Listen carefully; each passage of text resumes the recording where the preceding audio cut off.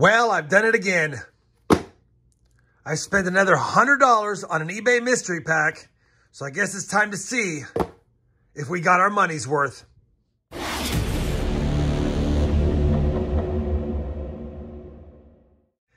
everyone, it's RobFindsTreasure and welcome back to the channel. Like I said in the intro, we've got $100 worth of mystery packs from an eBay seller. And I say packs because on this particular example, the seller had 100% feedback, first of all. So I thought, well, that's pretty good.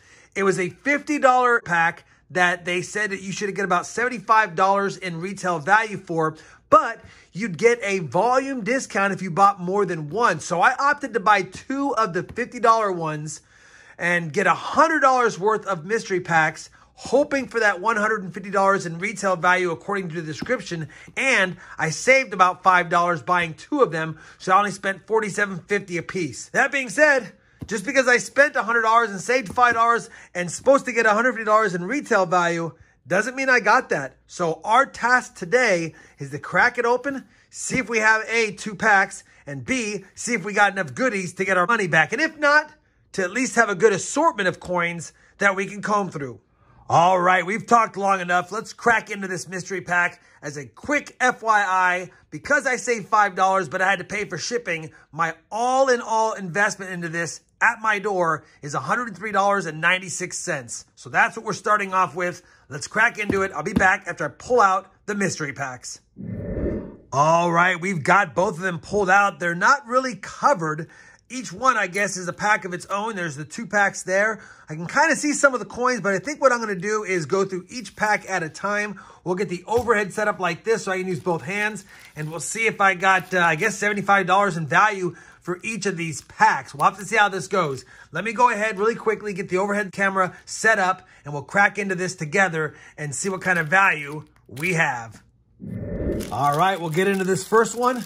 Each of these is $50. I paid $47.50, I guess, for each one because I got the bulk discount for buying more than one. Let's see what we got in here and see what kind of goodies are in store. All right. First and foremost, we already saw it. We saw the George Washington presidential dollar. Yeah, it's in BU condition, but technically, I mean, these are worth about $1. You can get them at the bank. You can buy them in rolls. They're worth about $1 each. So that's $1 there. We got a 1905 Indian head cent. It's in decent shape. It's a common date, but it's in decent shape. We actually do have pretty much full Liberty on it. So because it's in pretty good shape, I'm going to say it's a couple bucks, maybe $3 for this one. Yeah, it's in pretty nice shape, and maybe I'll show it at the end, but we've got good details on that, and typically they're $1 or $2 for circulated worn ones, and this is better. So I'm going to say $3 on that one. So we got about $4 right there. Looks like we got a couple of V-nickels, a 1911 and a 1908. You can get these between $1 and $2 a piece. I'm going to say $3 for both. $3 for both. I think I'm being fair here. So 3, 6, 7. Got a Buffalo nickel, a 1930 Philly. That's another $1. We'll call that 8. And looks like we got some stuff inside some packages. We've got some Mercury dimes. They're both 1941. One's a San Francisco, one's a Denver. I mean, these are in circulated condition. Silver's probably trading for about 23 to 25 times face. We'll give it 25 times face. We'll call it $5 for both. So 5, 6, 7, 8, 9, 12, $13 right here, right now. Barbers. It's a Barber dime, 1910. Probably $3 to $4. I'm going to say $4 because we do have a few letters of Liberty in the headband. So we'll call that $4 as well. Right there. And we got a couple of wheat cents. A 1919 Philly in decent shape and a 1919 San Francisco in circulated condition. We'll call that $0.25.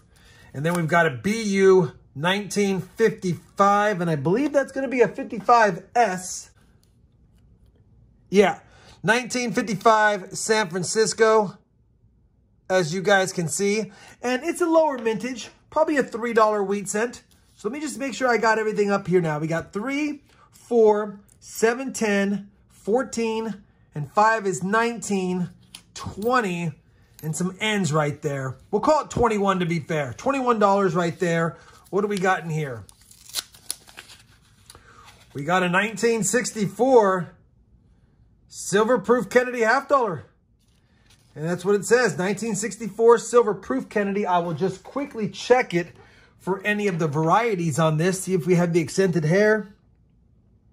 Yeah, not the accented hair. And I don't see any of the DDOs on it. But still, that's probably in that condition, probably a $15 coin. I mean, the silver content alone is about 12 to 13 bucks. We can add a few more bucks on for the fact that it's a nice uncirculated proof. Matter of fact, I'm going to flip it up just so that it's a little more protected because it is a proof coin. So we got $15 there, we'll call that. And then a 1909 Indian head cent, last year issue semi-key. Okay, let's take a look at this. That's kind of a fun one.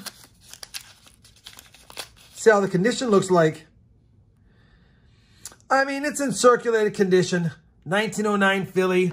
It is a better date. I'm not quite sure what a circulated one would go for. There are a few letters in Liberty. Let me look it up and I'll be right back just to make sure I do the right valuation on that coin. All right, I am back and I was going to assign it a value of 10 based on the condition, but it looks like 15's probably more in the range. So let me go ahead and just go back through this. We're going to say 15 on this one. To be fair, it is a nice 1909. I looked this one up. They're going for about 20 on eBay, so I'm going to call it 20. So that right there is going to be, what is that, $35. We figured 38, 39, plus 3 is 42, plus 4 is 46, plus 5 is 51, plus 3 is 54, 55. I mean, I guess I can go 56. So for the $50 on pack one, I'd say we got our monies back retail. But as far as it being $75 in value, I mean, we'd have to be pretty generous on a lot of these coins. Because again, the only nicest ones are going to be these ones down there here at the bottom. They're the nicest coins of the lot. This is all pretty much common stuff in common circulated condition. So I'm going to leave it at that. I'm going to say that we're right around $56 on here. $55, $56. I think I'm being fair. Not a bad start. Not the 75 I had hoped for, but still got my money back, and we have another one to go. Let me put these to the side. We'll open up this one next. All right, we are back for pack number 2. Looking for at least $50. See if we get closer to 75 on this pack. And yeah, see what we got. We already know we got some of the same. I'm assuming it's going to be a lot of the same since I ordered 2 of them. But I thought there'd be a little diversity based on the fact that I ordered 2 of them. We'll pull those to the side. Looks like there's a few more coins in here than in the last batch. But we'll go on with the Liberty Head V-Nickels first. We got a 1910 and a 1909. These are in decent shape. We're going to call those $2 each. That's $4. And a 1912 Philly, hoping for a mint mark, didn't have one. We'll call that $6 right there in those. We've got 3 Buffalo nickels, a 1936 Philly, a 1935 Philly, and a 1934 Philly in decent shape. Let me just quickly scope the 1935 Philly, the reverse, to see if it has any of the DDR. And it's not the DDR, so I'm going to call those $1 each. So we got $2, $4, $6, $7, $8, $9 right now.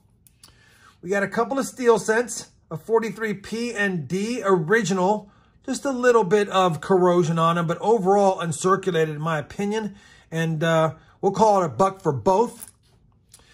We got a couple of Mercury dimes, 41 again and a 43, 41D and a 43D. We'll call that $5 for those. We've got a couple of wheat cents here.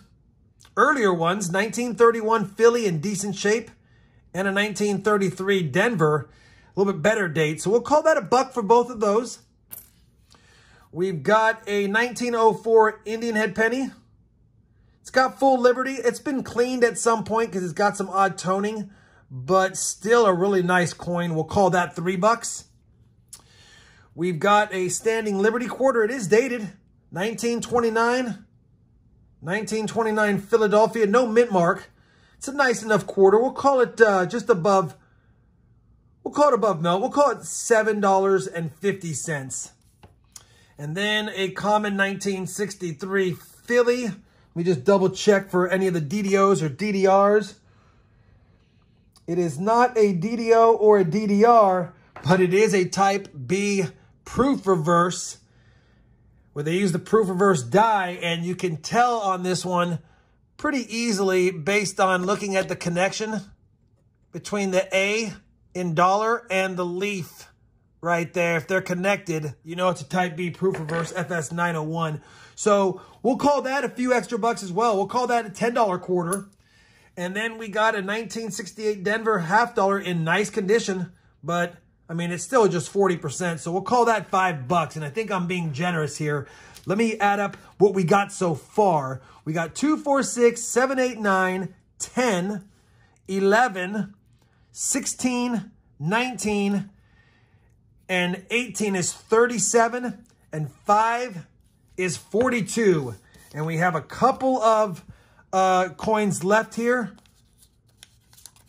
First one is going to be in this pink envelope, and it says it's a 2009 S proof quarter. I mean, that's always nice, but really it's just silver, and I can't get that tape out of here, so let's just do it the old-fashioned way and tear it. Holy cow, it does not want to give it up. All right, beautiful looking quarter. It is just silver, though, even though it's a proof. It's nice enough. I'm going to flip it up. We'll call that, probably being generous, $10. $10 for that. We're now at $52. And then a 1909 VDB. VDB, okay, let's take a look and see what condition it's in. I mean, it's in circulated condition, but it's a nice one overall. It's in circulated condition. I'm going to call it $10. So $10 more for that one. So we had 42, 52, and 62. So neither of the packages, in my opinion, reached the $75 retail that I was hoping for. But both of the packages, in my opinion, met the $50 threshold. Like I said, we paid $95 for bulk volume discount for 2 of them, plus shipping came out to $104 roughly. And we definitely got more than that when you add up the 2 values between both of the packages. So that gives us $62 on the bottom one and $56 on the top. I think that's $118. So I'll definitely take that. I would probably buy from this seller again. Knowing that we got more than we paid for, in my opinion, retail, I think we did pretty good. Again, I would argue that they're not $75 packs, but overall, I'm pleased with the coins I got. A nice mix of U.S. coinage, including copper, nickel, steel, silver, and even a more modern one. Not sure why that's in there, but we'll still take it. It is George Washington. Let me know in the comments down below how you guys thought I did. Did this seller meet the expectation of $75 per package in your opinion? Or if not, do you still think we got at least our $100 in value for the 2 mystery packs? If you did think so, like I said, leave it in the comments down below. If you think we got hosed, feel free to leave that as well. Well, I think that's going to wrap it up for today's video. Hopefully you guys enjoyed that $100 mystery pack from eBay unboxing video. If you did, I certainly appreciate that thumbs up. And as always, everyone, happy hunting and thanks for watching.